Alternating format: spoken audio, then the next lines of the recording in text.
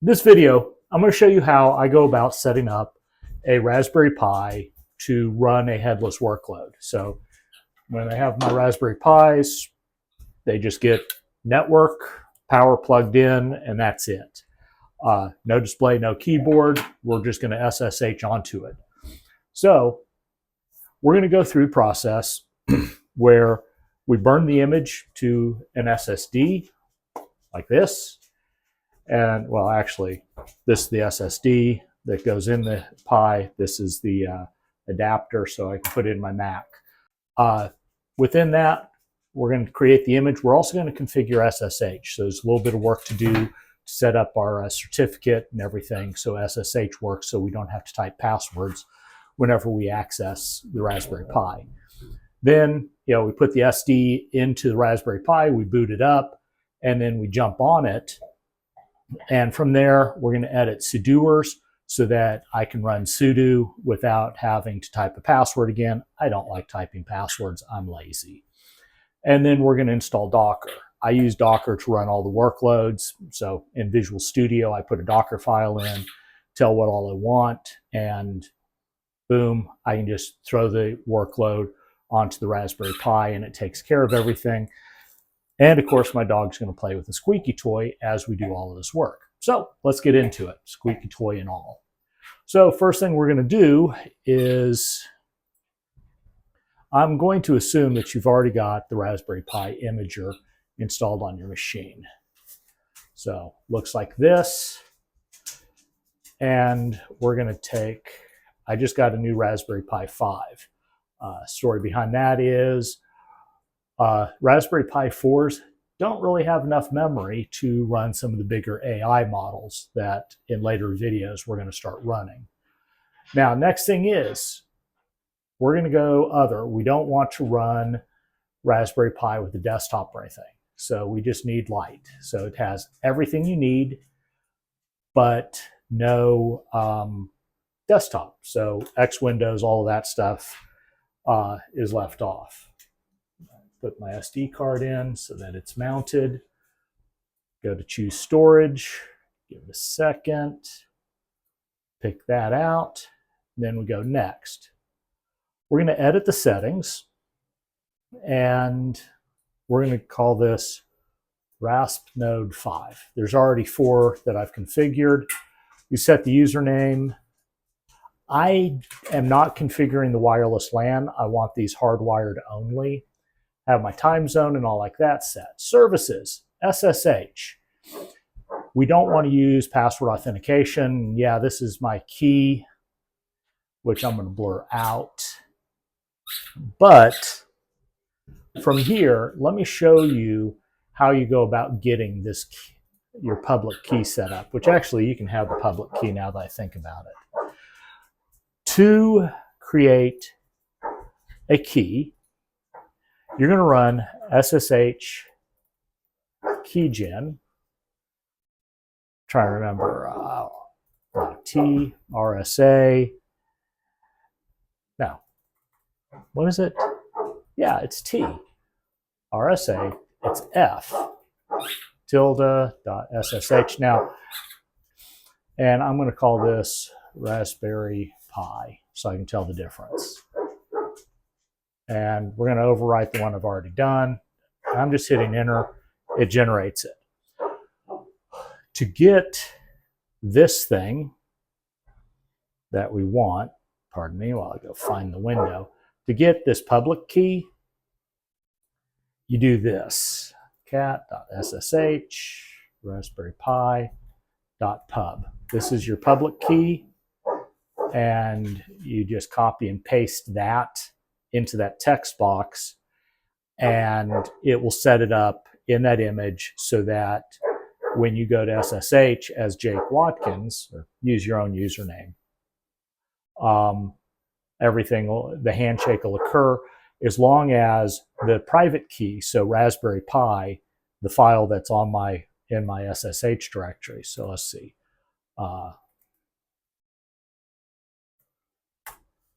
What? Oh, duh. Like this. So this first file has the private key, second file .pub. Kind of obvious, right? So anyway, but that's, if you don't know this stuff, that's what's going on here. So if I wanted to use a different workstation, so like I was going to work from inside my house using my laptop, I would need to copy Raspberry Pi over there so that the handshake can occur. All right, so back to PyImager. So we're going to click, we're happy with this. Let's see, are there any? Now, none of this stuff we're worried about. We hit save, and we're going to say yes. It's going to wipe my thing. Oh, yeah. So I run as a least privilege user on my machines. So in order to do this, I have to give it a sysadmin password. So it writes it. We'll fast forward through this.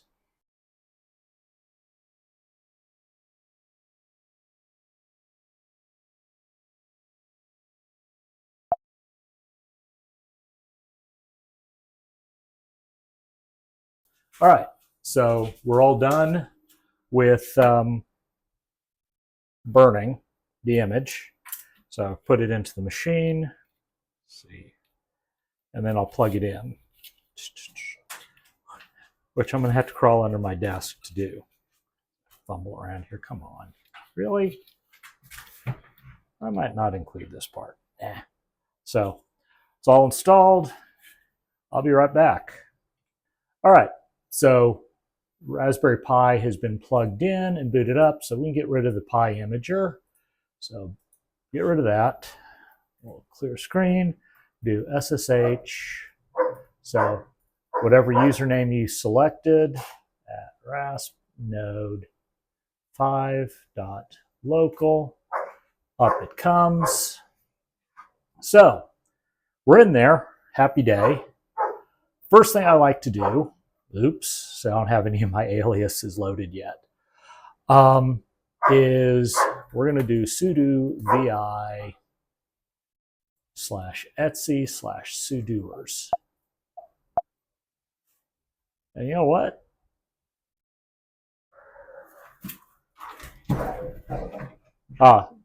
So I'm already in the wheel group, but I still, oh shoot. So I'm going to start over. I just jacked that up bad.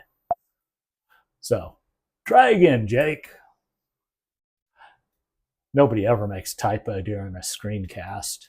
Yeah, you get up in front of clients and you're sitting there trying to do a demo. Never works. So we hit insert. We're going to put my username, tab, all equals all, all, space. It's all caps. No password. Trying to remember, all. Hit enter. Escape. I think that's right. Hope I did that right. Because if you get it wrong, you can jack the file up. So write exclamation forces it to write because it's a read-only file. So we just wrote it. Quit. Cat. Let's see, sudoers. And so it still works. Now, because the way Raspberry Pi delivers the image, you don't actually have to do what I just did. But on most of my machines, I do that. So all the hackers out there taking notes, yeah, I've already set up sudoers. So if you can figure out how to get in as me, have fun. So now that I'm done with sudoers, we need to update this guy. So we're going to do, oops, wrong window. So let's clear. I really should load my aliases. So the first thing we're going to do is we're going to do sudo apt update, hit enter. And this is just going to update all of our packages. And then we're going to do an upgrade, just pull down all the latest and greatest. Make sure, oops, sudo apt upgrade.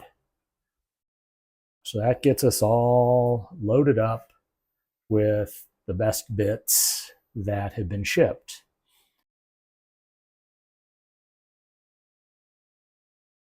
And we'll fast forward through all of this because it takes a minute or two.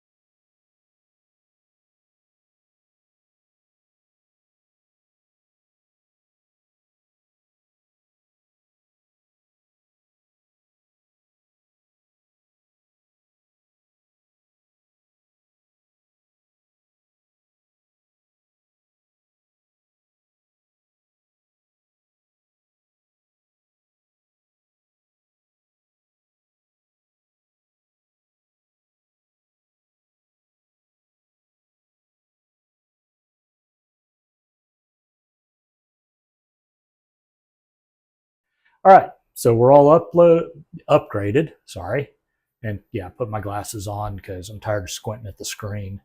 God, CLS every freaking time. Oh man, so the next step is to do this, to install Docker. So as I said at the beginning, I use Docker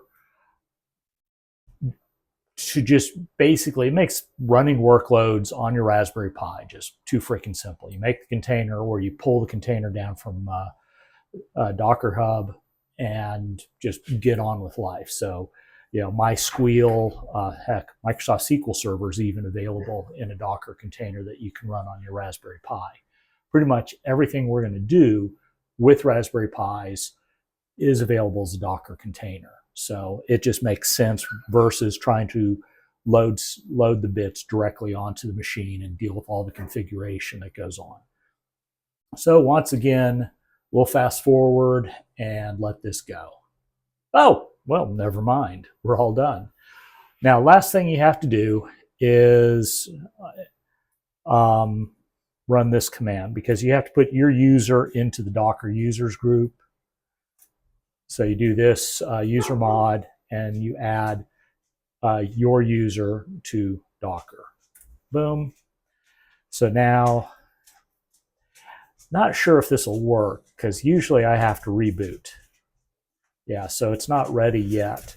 So reboot minus R 0.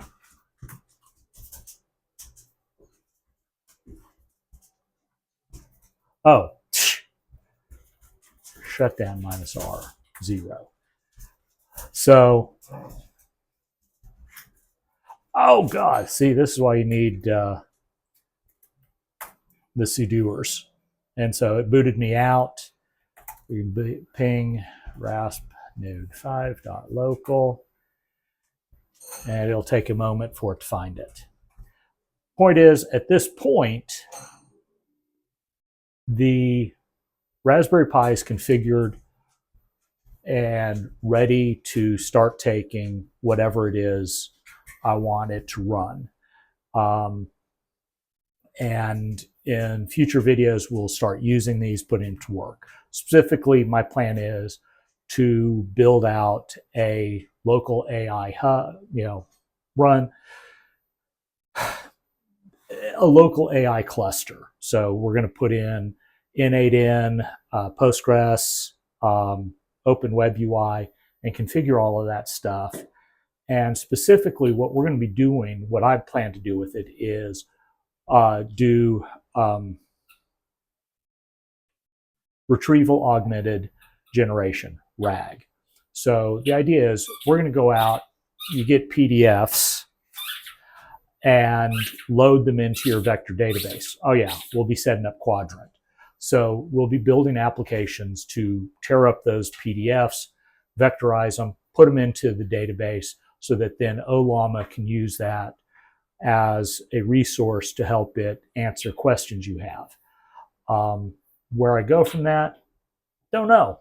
There's a lot of applications I can think of. There's also just taking my own source code and my own repos and loading them in there so that OLLAMA can look at it and help me do things, because I've got 20 years of source code that I've saved from just doing experiments and things like that, that it'd be cool if I could actually say, hey, how do I do this? Because there's stuff I don't even remember. I used to do Microsoft COM and DCOM and COM Plus, stuff like that. It's not that useful anymore, but it does come up.